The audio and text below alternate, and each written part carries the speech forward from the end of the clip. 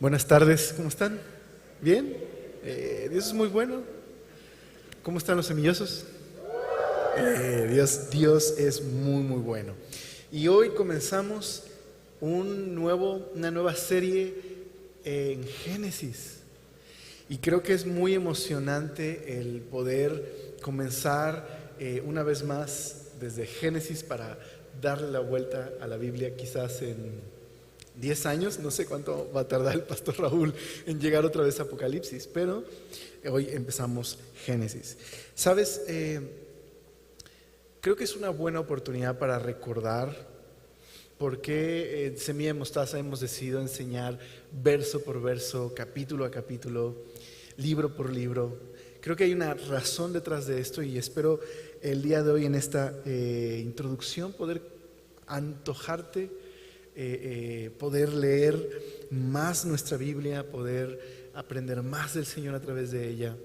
Entonces hoy realmente vamos a tener una introducción al libro de Génesis, pero creo que va a ser una oportunidad para recordar por qué como discípulos de Jesús la Biblia es tan importante y por qué necesitamos aprender a leerla, a estudiarla, porque es el medio que Dios nos ha dado para conocerlo.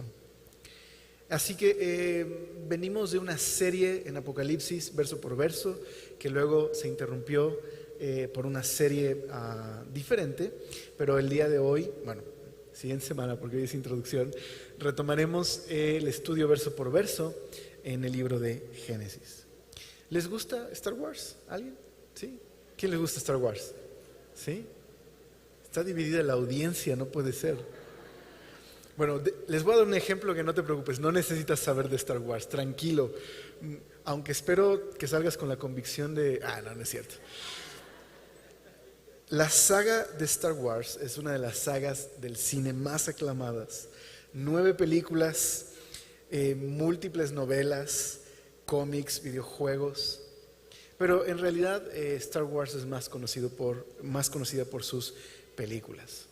Entonces, imagínate que el día de hoy sales, digamos, un poquito con la convicción de, bueno, le voy a dar una oportunidad, ¿no? A ver, voy a empezar a ver Star Wars. ¿Por dónde empiezo? Bueno, son 9 películas, la saga de Star Wars son 9 películas. Imagínate que comienzas por el episodio número 7, o quizás el episodio número 9. ¿Qué sucedería si comienzas ahí a introducirte en el mundo y en la historia de Star Wars? Bueno, posiblemente podrías entender algo de la trama, quizás comprenderías algo de lo que está sucediendo, pero te perderías muchísimo de toda la riqueza de personajes y sus motivaciones y por qué este está muerto y quién es este Luke Skywalker y por qué... ¿Sí me explico? Te perderías de mucho. Bueno, algo similar nos sucede cuando ignoramos el Antiguo Testamento. ¿Sabes? Creo que podemos leer el Nuevo Testamento o leer un evangelio y creo que podemos comprender la historia acerca de Jesús, lo que vino a hacer, su propósito, pero si ignoramos el resto de la historia que ha construido una trama hasta llegar a Jesús, pues te vas a perder muchísimo de toda la riqueza de personajes, de contexto, porque Jesús dice ser el cumplimiento de toda la historia del Antiguo Testamento hasta su aparición. Entonces, creo que vale mucho la pena el aprender a leer nuestras Biblias desde Génesis hasta Apocalipsis, varias veces, todas las veces que podamos hacerlo durante el tiempo que el Señor nos preste. Y como iglesia, es una de las razones por las que creemos que es fundamental el estudio de la Biblia, libro por libro, capítulo a capítulo, porque en realidad la Biblia es una sola historia, conectada por varios episodios, digamos, por varios capítulos, pero todas narran una sola historia que apunta a Jesús, una historia que culmina con Jesús. Déjame leerte 2 versículos, bueno, más bien, no 2 versículos, más bien 2 fragmentos, ¿no?, donde hay versículos que apuntan al hecho de que Jesús es el cumplimiento de la historia que nos narra el Antiguo Testamento. Yo quiero leérteles una versión sencilla, por ejemplo, 2 Timoteo, capítulo 3, verso 15 al 17. Tú puedes seguirme con la Reina Valera, pero yo quiero leértelo en una versión sencilla. Y en este pasaje, Pablo lo que hace es animar a un joven pastor, Timoteo, a que permanezca en la Biblia, a diferencia de los falsos maestros que distorsionaron la enseñanza acerca de Jesús. Pablo le dice a Timoteo: no te muevas de la Escritura, tú la has aprendido desde niño, quédate ahí, enseña la Biblia, enseña la sana doctrina. Mira lo que dice el verso 15: desde la niñez se te han enseñado las sagradas Escrituras, las cuales te han dado sabiduría para recibir la salvación que viene por confiar en Cristo Jesús. Pablo dice: Timoteo, tú conoces las Escrituras desde niño. Las Escrituras te dan sabiduría, y esta sabiduría es acerca de la salvación que está en Cristo Jesús. ¿A qué Escrituras está haciendo referencia Pablo? Al Antiguo Testamento y al Nuevo Testamento que estaba escribiéndose en ese momento. Pero Pablo hace referencia al Antiguo Testamento. Te hacen sabio para conocer la salvación que hay en Cristo Jesús. Y sigue diciendo Pablo: toda la Escritura es inspirada por Dios y es útil para enseñarnos lo que es verdad, para hacernos ver lo que está mal en nuestra vida. Esto es redarguirnos y corregirnos. Nos corrige cuando estamos equivocados y nos enseña a hacer lo correcto. Dios la usa para preparar y capacitar a su pueblo para que haga toda buena obra. Pablo está afirmando algo muy importante sobre la naturaleza de las Escrituras, que son inspiradas por Dios. Dios es el origen y la fuente de las Escrituras. Que su propósito es contarnos la historia de la salvación que culmina con Jesús. Nos hacen sabios en cuanto a la salvación que hay en Cristo. ¿Eso incluye el libro de Génesis? Por supuesto. Y dice también Pablo que tiene un fin muy práctico: equipar a los creyentes, capacitarlos para poder amar a Dios y amar al prójimo. ¿Cómo? Nos enseña la justicia, lo que agrada a Dios. Nos corrige al mostrarnos aquellas cosas que están torcidas en nuestra vida y transformándonos en el interior. Jesús resumió la voluntad de Dios en los 2 mandamientos más importantes: amarás a Dios con todo tu corazón, con toda tu alma, con todas tus fuerzas, y a tu prójimo como a ti mismo. Así que, ¿cuál es el fin de estudiar las Escrituras mientras conocemos a Jesús? Amar a Dios y amar a nuestro prójimo. Pablo dice que Génesis es un libro muy útil porque es inspirado por Dios y porque nos enseña a amar a Dios y amar a nuestro prójimo. Pero el mismo Jesús dijo en otro pasaje, Lucas 24, verso 44 al 48, yo te lo voy a leer también en la NTV. Jesús ha resucitado, se presenta con los discípulos que están sacados de onda de ver a Jesús vivo, y Jesús les dice esto respecto al hecho de que lo están viendo vivo. Jesús les dice en el verso 44 de Lucas 24: cuando estaba con ustedes, les dije que tenía que cumplirse todo lo escrito acerca de mí en la ley de Moisés. ¿Qué es la ley de Moisés? El Pentateuco, los primeros 5 libros de tu Biblia, de mi Biblia. Eso incluye a Génesis, la ley de Moisés, los profetas y los salmos. Entonces les abrió la mente para que entendieran las Escrituras y dijo: efectivamente, se escribió hace mucho tiempo que el Mesías debía sufrir, morir y resucitar al tercer día. También se escribió que este mensaje se proclamaría con la autoridad de su nombre a todas las naciones, que comenzando con Jerusalén hay perdón de pecados para todos los que se arrepienten. Y ustedes son testigos de estas cosas. Jesús dice que toda la Escritura habla de su misión, de su identidad, del propósito de su venida. Jesús les dice, todo esto que sucedió porque las Escrituras lo anticipaban. Desde Génesis hasta Malaquías, toda la Escritura hablaba acerca del sufrimiento, la muerte y la resurrección del Mesías. Y toda la Escritura apuntaba al hecho de que un día se anunciaría en el nombre de Jesús perdón de pecados a todas las naciones, comenzando por Jerusalén. Es lo que Jesús está diciendo. Entonces, yo sé que no es fácil leer el Antiguo Testamento. ¿Estás de acuerdo? Seamos honestos. No es fácil leer el Antiguo Testamento. Y hay partes del Antiguo Testamento donde estamos haciendo nuestro devocional y de pronto tal persona mató a tal persona y la despedazó y mejor me voy al Nuevo Testamento. ¿Estás de acuerdo? Voy a leer algo de Jesús. Pero Jesús está diciendo que no leer el Antiguo Testamento es perderte de una historia que apunta a quién es Él, que revela mucho más de quién es Él y de su misión. Es más, Jesús mismo cita el libro de Génesis en varias ocasiones en su enseñanza. Así que el libro de Génesis nos ayuda a comprender quién es Jesús, comprender su misión.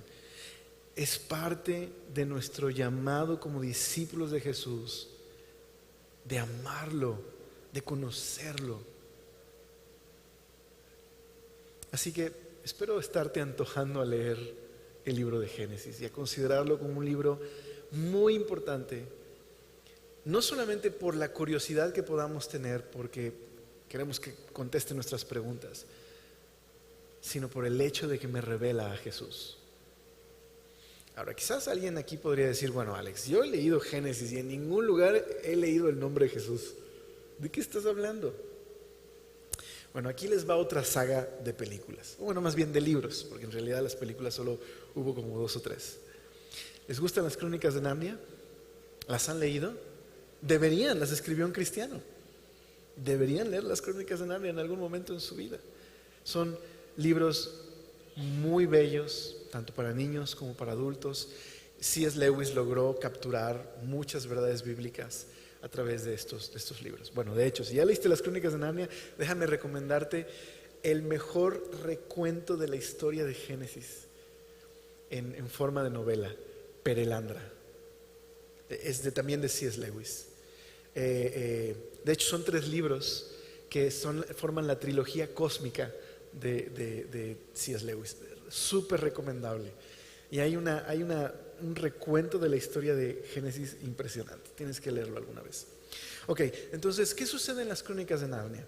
Bueno, el personaje principal de las Crónicas de Narnia es la representación de Jesús en estas historias. Es Aslan, el león. Ahora, Aslan, el león, no aparece en cada página de las Crónicas de Narnia. Y hay libros donde aparece vagamente, por decirlo así, o aparece hasta el final. Sin embargo, todas las Crónicas de Narnia tratan de un solo personaje, Aslan.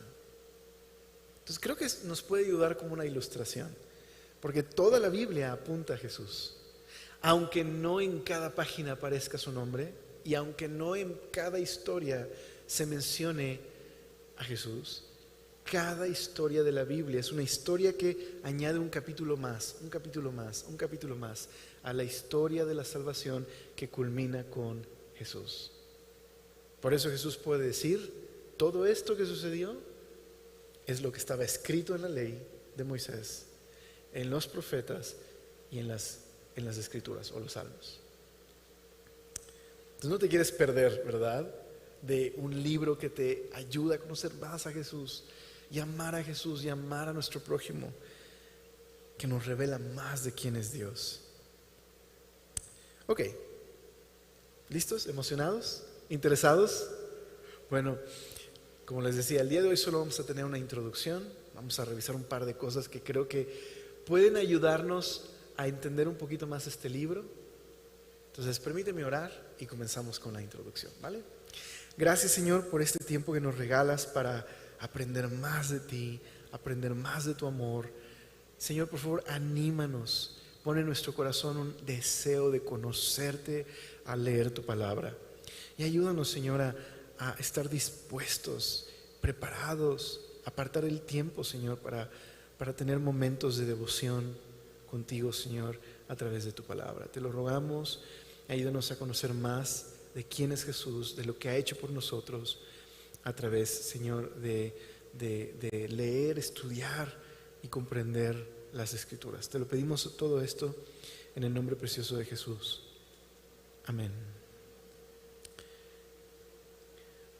Cuando hablamos de una introducción, yo siento que los cristianos estamos divididos entre los que les gustan las introducciones y los que no les gustan las introducciones. Bueno, de antemano puedo decir que no necesitas una introducción para leer un libro de la Biblia, pero yo soy de los que está del lado de los que piensan que una introducción puede ser de mucha ayuda. Piénsalo de esta manera, como cuando hay una pintura o una obra de arte que a lo mejor es muy famosa y la identificas por ahí, pero no tienes ni idea de por qué es tan famosa o por qué la gente se forma 2 horas para ver esa obra. Pero cuando alguien te explica quién la pintó, todo el proceso artístico, el método que utilizó, la historia detrás del cuadro, ¿no? La lucha, incluso la vida del propio pintor, como que cobra otro sentido, ¿no? Te dan más ganas de saber no solo de esa pintura, sino ¿y qué más pintó? ¿No? Un poquito sucede eso con las introducciones. Las introducciones pues hacen eso, nos introducen al mundo del libro que vamos a leer, de quién lo escribió, por qué lo escribió, a quién lo escribió, cuál es el propósito. Entonces, bueno, es lo que vamos a hacer el día de hoy en la introducción. Un poquito conocer al autor, a los destinatarios y por qué escribió este libro. Pues, ¿por dónde empezamos? Bueno, creo que las preguntas ayudan mucho en las introducciones y creo que una primera pregunta sería: ¿por qué se llama Génesis? ¿Estás de acuerdo? ¿Por qué le llamamos así? ¿Por qué tiene este nombre? Bueno, la mayoría de los títulos de los libros de la Biblia, sobre todo los títulos en el original hebreo, provienen de las primeras frases que aparecen en el libro. Entonces, Génesis, en su título original, se llama En el principio. Así como aparece en Génesis capítulo 1, verso 1, ¿qué dice ahí? En el principio. Reshit es la palabra en hebreo y simplemente significa eso. En el principio. Este libro habla acerca del principio. Luego, ¿por qué se llama Génesis? Bueno, cuando después de un tiempo del exilio, en el tiempo en que muchos judíos vivían fuera de Palestina, especialmente una ciudad, Alejandría, muchos ya no hablaban el hebreo, ya no conocían, ya no hablaban este idioma y necesitaban una traducción. Y el idioma común de ese tiempo pues era el griego. Así que un grupo de eruditos se encargó de traducir el Antiguo Testamento al griego y como resultado surgió la famosa Septuaginta, la versión griega del Antiguo Testamento. Y los títulos que le dieron esos eruditos a varios de estos libros, pues evidentemente cambiaron por, ya sea por cómo comienza el libro o por el contenido del libro. En el caso del libro de Génesis, Génesis significa orígenes. De hecho, así se titula la serie que vamos a estudiar en Génesis, el libro de los orígenes. Este libro es el libro del principio o de los orígenes. Bueno, más adelante se tradujo el texto al latín y luego al español y es de ahí que heredamos el nombre Génesis. Así que este libro es el libro del principio. ¿Pero el principio de qué? ¿De qué principio estamos hablando? ¿Estamos hablando del principio del espacio y el tiempo? Bueno, sí, definitivamente en este libro vemos a Dios creando este universo y creando el espacio y el tiempo. Habla del comienzo, del origen del cosmos material, del cosmos físico. Sí, claro, Dios creó en el principio los cielos y la tierra. También las realidades espirituales, por supuesto, Dios creó tanto este mundo terrenal como la realidad espiritual. Pero déjame decirte algo, Este libro es más que simplemente el principio del cosmos, más que el principio del espacio y del tiempo. Quizás algunos podrían decir, este libro trata del principio, del origen de los seres humanos. Claro, Génesis habla de la creación y de la creación humana, de cómo Dios creó al hombre a su imagen. Pero Génesis es mucho más todavía que el origen de este cosmos, que el origen del espacio y el tiempo, que el origen de la humanidad. Es el principio de la historia de la salvación, el principio de la historia bíblica. Así que sí, en el capítulo 1 y 2 está contenida la historia de la creación del ser humano, pero esta historia de la creación del cosmos está en función de la historia de la salvación. Este libro nos habla del origen de quiénes somos, de por qué el mundo es como es, por qué existe la maldad, por qué es necesaria la salvación y qué es lo que Dios ha estado haciendo desde Génesis 1. Toma eso en cuenta. Estamos por leer el principio de la historia de la salvación, que termina ¿dónde? ¿O culmina con quién? Con Cristo Jesús. Así que este es el origen del nombre Génesis. Pero ¿quién lo escribió? ¿Quién es el autor de este libro? Bueno, el consenso general es que el autor es Moisés. De hecho, déjame decirte algo. Génesis en realidad no es un libro independiente. Génesis pertenece a una composición literaria mucho más grande que conocemos como el Pentateuco. En realidad, originalmente, el libro de Génesis es parte de un librote, por decirlo así, mucho más grande. El Pentateuco, que incluye Génesis, Éxodo, Levítico, Números y Deuteronomio. Todos ellos forman el libro de la ley, como es conocido en el canon hebreo, el libro de la enseñanza o el libro de Moisés. Nosotros le llamamos Pentateuco porque más adelante en la historia este libro se dividió en 5 partes, pero en realidad forma parte de una sola composición literaria. ¿Sabes por qué eso es muy interesante? Porque cuando lees Génesis necesitas recordar que este libro está conectado con los demás libros. De hecho, si quieres hacer como esta búsqueda, llegando a casa, checa esto. Cada comienzo de los libros que siguen después de Génesis, todos comienzan retomando la historia anterior, mostrando que en realidad están conectados entre sí. Así que Moisés es el autor de la mayoría del Pentateuco, aunque muchos eruditos concuerdan en que hay espacio para que algunas partes hayan sido escritas por Josué y algunos discípulos. Pero en realidad el autor de la mayoría de la composición del Pentateuco es Moisés. Y eso también es muy interesante. ¿En qué momento en la historia bíblica aparece Moisés? ¿Por qué escribe este libro? ¿A quién se lo escribe? Bueno, Moisés es el autor, pero ahora vamos a ver quiénes son los destinatarios. En Éxodo capítulo 2, verso 23 y 25. Déjame leértelo por favor en una versión sencilla. Perdón que esté utilizando tanto la NTV, pero a manera de introducción creo que ayuda mucho tener estos versos en esta versión. Éxodo capítulo 2, verso 23 al 25. Esto es lo que sucede. En algún punto en la historia, la nación de Israel está en Egipto bajo la opresión de Faraón.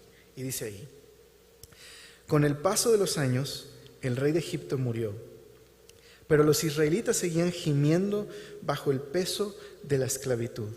Clamaron por ayuda y su clamor subió hasta Dios, quien oyó sus gemidos y se acordó del pacto que había hecho con Abraham, Isaac y Jacob. Miró desde lo alto a los hijos de Israel y supo que había llegado el momento de actuar. Ok, supongamos que no, este es el primer versículo que lees de la Biblia. Dime si no te preguntarías, ¿el pacto con quién? ¿Y quién es este Abraham, Isaac y Jacob? ¿Cuándo hizo este pacto? Bueno, tendrías que ver las historias anteriores para saber qué está pasando acá, ¿verdad? Pero en este momento en la historia, la nación de Israel termina bajo la opresión de Faraón, y nos dice que Dios se acordó de este pacto especial que había hecho con Abraham. Y entonces es que Dios va a intervenir para rescatar a este pueblo, para redimirlo. Aquí es donde Moisés entra en la historia. Moisés, este pequeño niño salvado de la masacre que Faraón mandó a matar a todos los niños menores de 2 años, Jocabed cuida de este niño al ponerlo en las aguas, en un Moisés, literal, en una canastita. Y Dios lo rescata, crece, incluso criado en la familia de Faraón, para más adelante convertirse en el instrumento que Dios va a usar para rescatar a la nación de Israel y guiarlos hacia la tierra que Dios había prometido con un propósito especial, que ustedes van a estar descubriendo a lo largo de su serie en Génesis. Pero las cosas no fueron fáciles.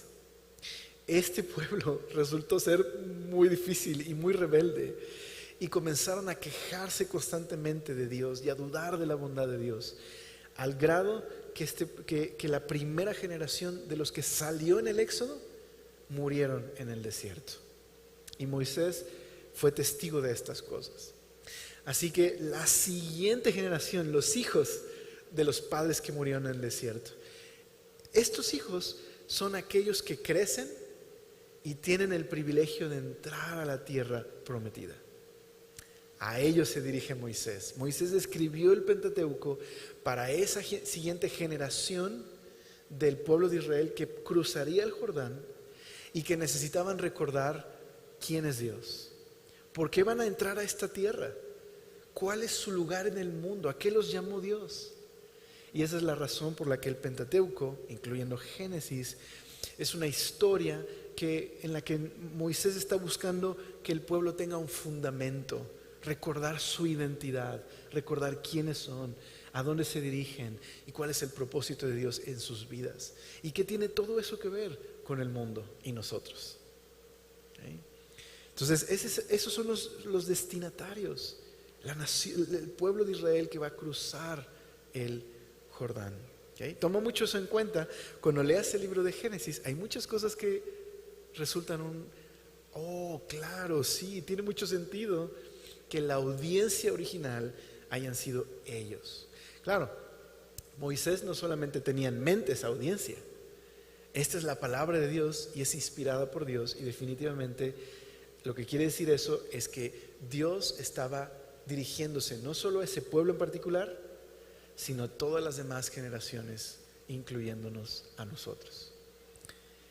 Entonces, creo que eso ayuda mucho, ¿verdad? El autor, Moisés.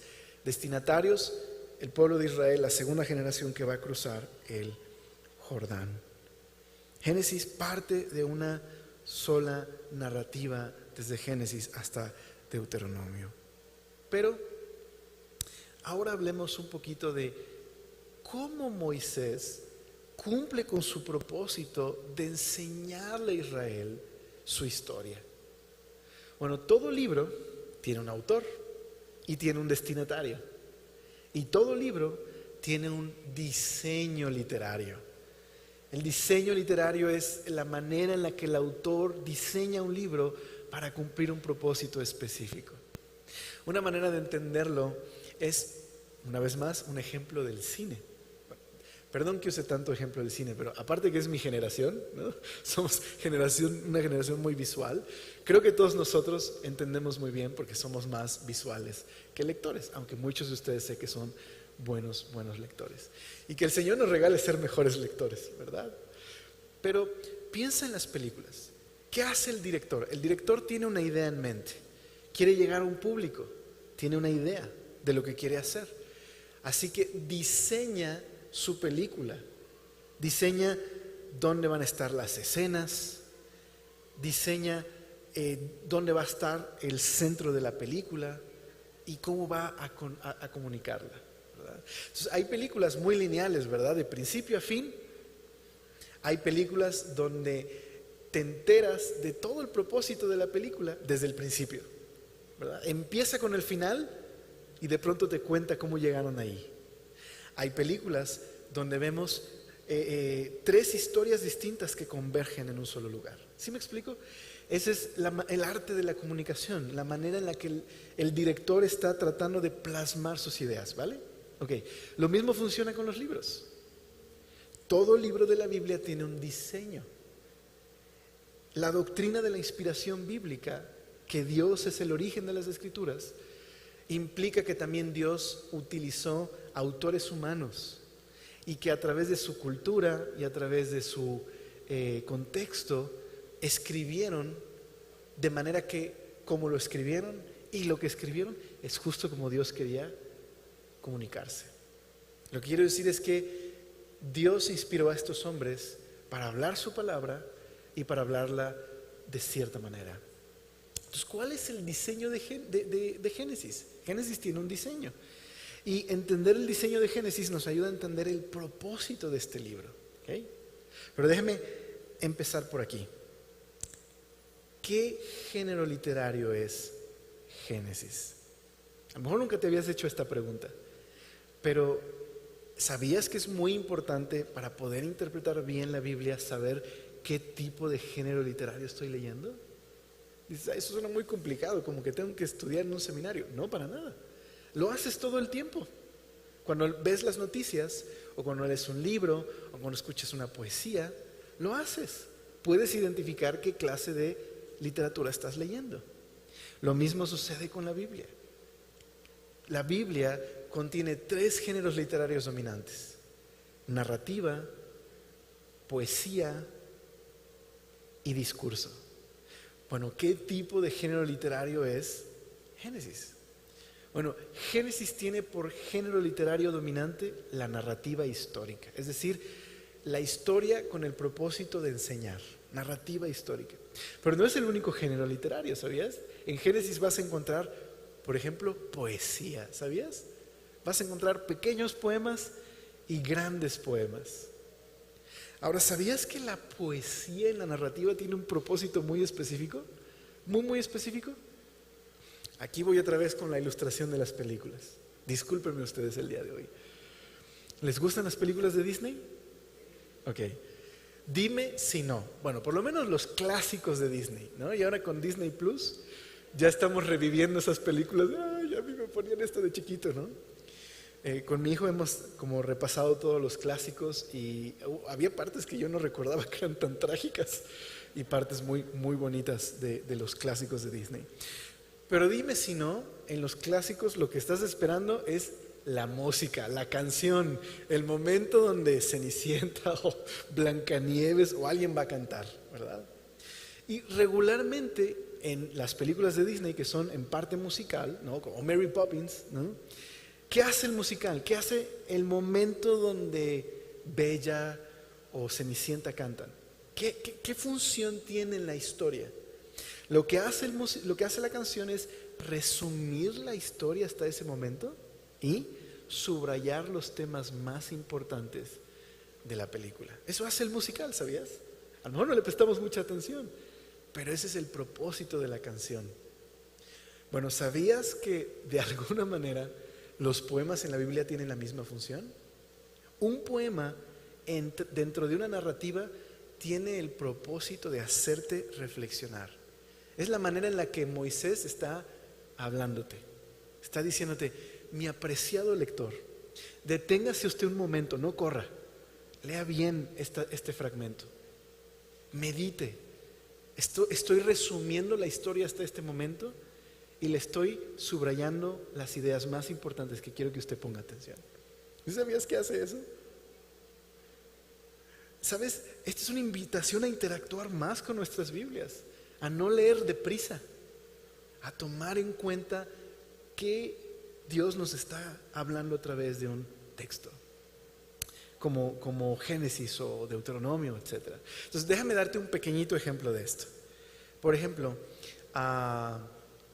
capítulo 1 y 2 narra el comienzo de la creación, este mundo lleno de propósito, lleno de vida, el creador sabio y bueno, y de pronto en su creación aparece la creación humana a su imagen y semejanza, con el propósito de representar a Dios en el mundo.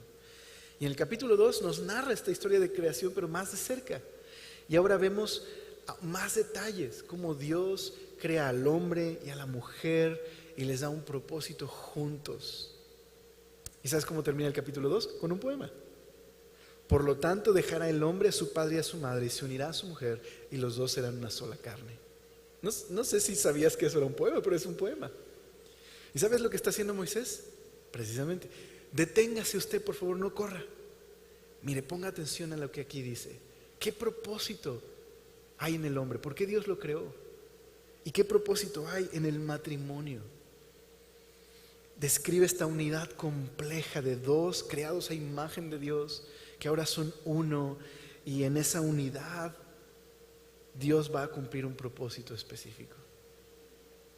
Entonces, también hay grandes poemas en Génesis, como Génesis 49. En Génesis 49 aparece una profecía, la profecía de Jacob, que es una profecía, es un género de la poesía hebrea. Y Jacob anuncia el destino de sus hijos. Y en medio de esa profecía aparece Judá, que Dios un día levantará un rey de Judá por el cual Dios va a restaurar al mundo. Entonces de pronto es como, ¿y esto qué? ¿Qué hace aquí? ¿Por qué hace esto Jacob? ¿Por qué menciona todo esto? Tiene un propósito.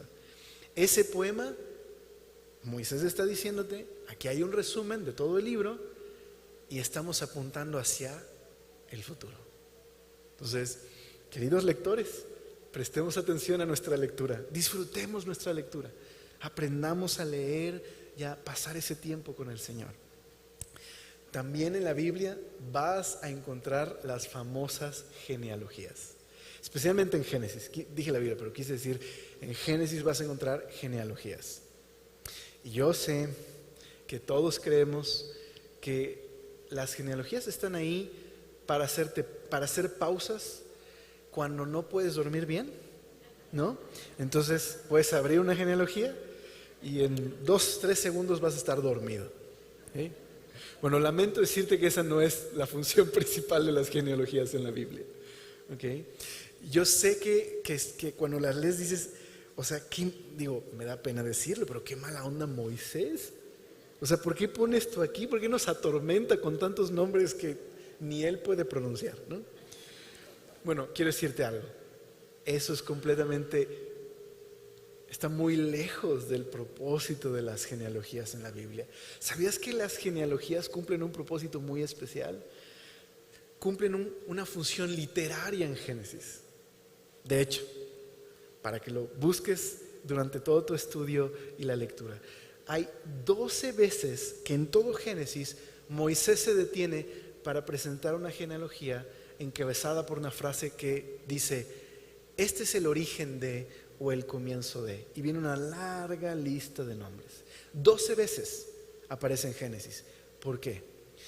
Esta es la manera en la que Moisés te está poniendo una pausa y quiere que identifiques estos nombres dentro de la historia, porque toda la trama de Génesis está basada en una descendencia, en una familia especial por la cual un día llegará Jesús. Entonces, todas estas genealogías están ahí para resumir la historia, digamos, como hacer secciones naturales dentro del libro, pero también que identifiques algunas palabras clave. Entonces vas a encontrar, por ejemplo, este es el origen de los cielos y la tierra, capítulo 2. Este es el origen de la descendencia de Abraham. Este es el origen de la descendencia de tal. Y así vas a encontrarlo 12 veces en Génesis. Presta atención a eso. Y a lo mejor vas a descubrir cosas muy emocionantes. De hecho, ¿sabes cómo abre Mateo el Evangelio? Con una genealogía que va hasta David y retrocede hasta Abraham. Ok, ¿qué más vas a encontrar en Génesis? Vas a encontrar, sobre todo, narrativa, historia. Y eso significa que necesitamos una buena estrategia de lectura. Cada estilo literario en la Biblia requiere su propia estrategia. No es lo mismo leer poesía que leer narrativa o que leer un discurso. ¿Cómo se lee la narrativa? Bueno, aquí hay una recomendación. Cuando leemos narrativa, no es bueno leer pedacitos pequeños, porque corremos el riesgo de desvirtuar la historia o sacarla de contexto. Déjame regresar al ejemplo de Star Wars. Digamos que saliendo de aquí, no sé si estás cachando mi mensaje subliminal por ahí, pero saliendo de aquí, digamos que dices, ok, voy a iniciarme en la Guerra de las Galaxias. Investigaste en YouTube por cuál película empezar. Episodio 4, ok. La pones en la tele, la descargas de iTunes, ¿no? O en Google. Pero en lo que lavas los platos, preparas la comida, te sientas, ya pasó 1 hora. La ves empiezas a la mitad.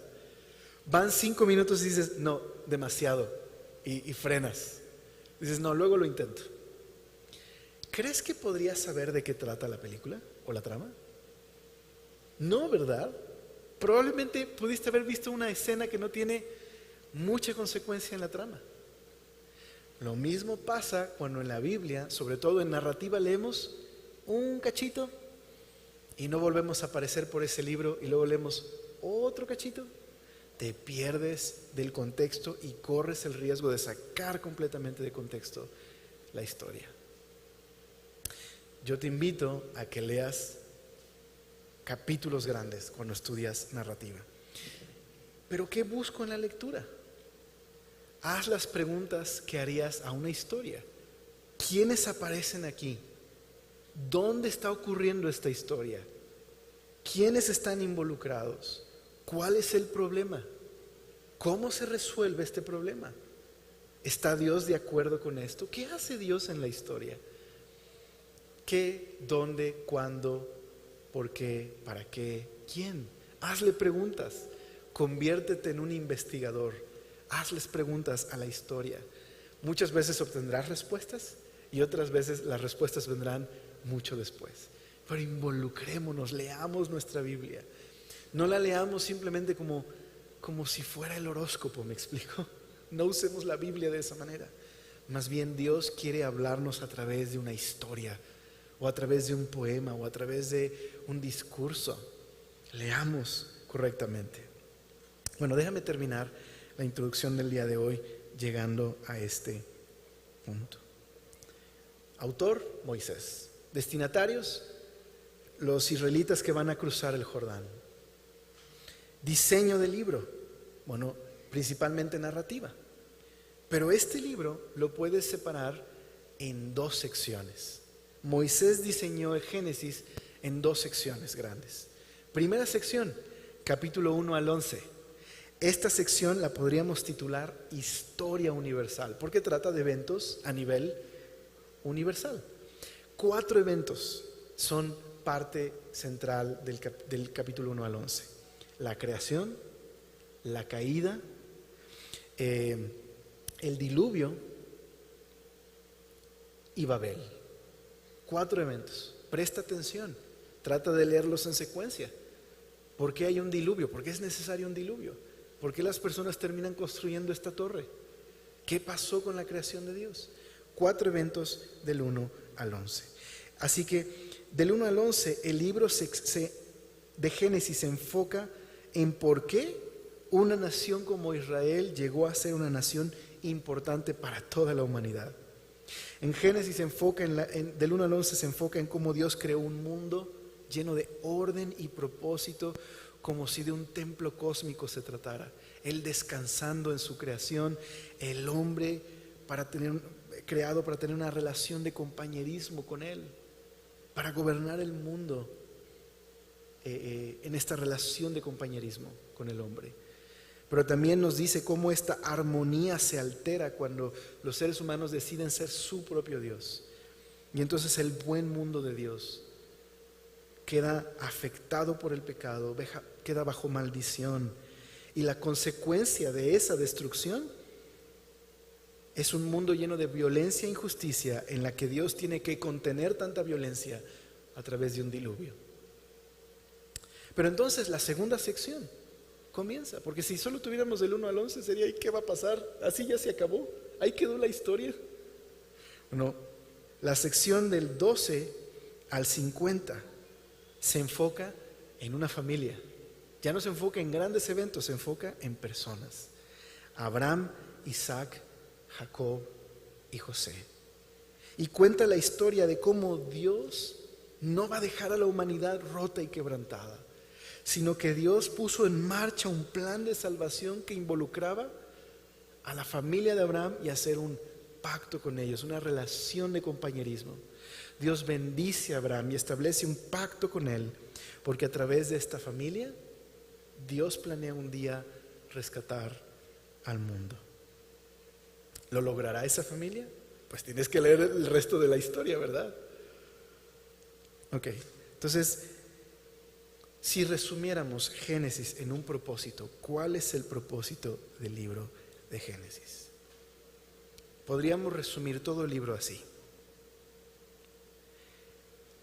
Dios es soberano y el propósito de Dios no será estorbado por el pecado y la rebelión.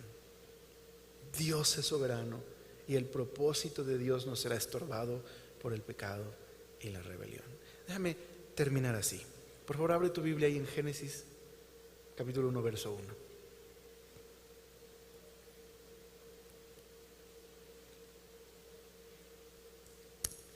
¿Qué dice ahí? En el principio Dios creó los cielos y la tierra. Así comienza la Biblia. Todo creado por un Dios bueno, sabio, justo. No es un mundo al azar, no es un accidente, es la libre decisión y voluntad de un Dios bueno, sabio, justo. Que déjame ponerlo así, no solo creó el bastidor, sino hizo una obra de arte en el bastidor. ¿Me explico? No solo creó este mundo, sino lo creó con propósito. Así comienza. Y el hombre es parte de este propósito bueno. ¿Te das cuenta? ¿Te das cuenta? ¿Te das cuenta? ¿Sí? ¿Te das cuenta? No dice en el principio yo, ¿verdad? Dice en el principio Dios. No es el ser humano el que está en el centro. No son mis deseos, mis necesidades. Es Dios el que está en el centro.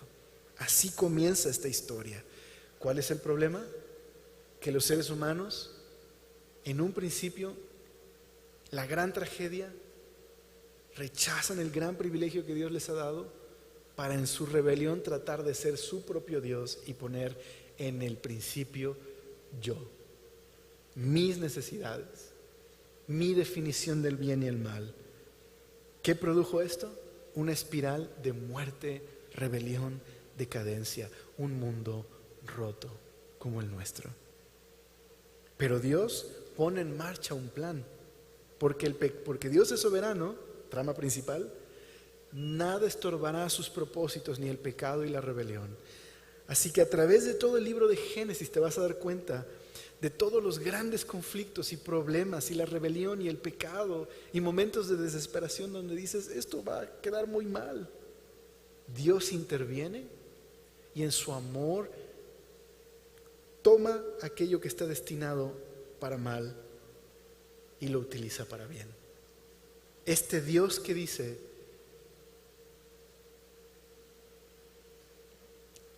bueno, más bien déjame ponerlo así. Este Dios que aparece en Génesis 1 como el creador bueno y sabio es el Dios que al final de Génesis, capítulo 50, ahí es donde se te revela la trama, el propósito del libro. Es este Dios que José afirma a sus hermanos que habían tramado mal, que estaban poniendo en peligro la promesa de Dios por su torpeza, su rebelión, su necedad, su terquedad. Terminan vendiendo a José como un esclavo y José termina al final en una posición alta y le dice a sus hermanos, ustedes planearon mal, Dios lo encaminó para bien, para traer salvación. De eso trata Génesis, de este Dios que en nuestra persistencia en rebelarnos y pecar, Él ha persistido en amar y revelarse a este mundo. Entonces, no sé qué estés pasando el día de hoy, pero vivimos en un mundo roto y caído, quebrantado. Y todo es resultado de haber dicho en el principio yo. Todos hemos pecado o hemos sufrido del pecado de otros. Pero este mundo roto, este es el mundo que Dios amó y que Dios puso en marcha un plan para salvarlo. Y que ese plan, a través de Jesús, ha llegado a cumplirse. Te invito a que en esta serie puedas permitir que Dios te hable, para que veas cómo somos reflejados en estos personajes rotos, quebrantados, egoístas y orgullosos, pero que Dios una y otra vez hace una obra a pesar de ellos, y que Dios los ama tal y como son, pero Dios no los deja como son. Yo te invito a que tomes eso en cuenta y que veas el Dios que puede traer orden del caos, del dolor, de las tinieblas, puede traer orden. ¿Te parece si oramos? Señor, gracias por este tiempo que nos has permitido estar en esta introducción. Ayúdanos a poder conocerte más, Señor. Haz arder nuestro corazón con el deseo de conocerte y conocer tu palabra. Y permítanos a través de este estudio, Señor, de Génesis, ser confrontados, corregidos, instruidos en justicia, para poder amar más a Jesús y amar a nuestro prójimo. Y Señor, te pido que hoy permitas que nos marchemos con esperanza de saber que tú, Señor, has persistido en amar y llevar a cabo tu plan a pesar de este mundo roto. Yo te pido que si alguien hoy está viviendo un momento de oscuridad, de dolor, de las consecuencias del pecado, hoy pueda ver tu amor, Señor, y tu deseo de revelarte a su vida. Gracias por Jesús, gracias por amarnos. Ponemos este tiempo en tus manos. Amén. Vamos a despedirnos adorando al Señor.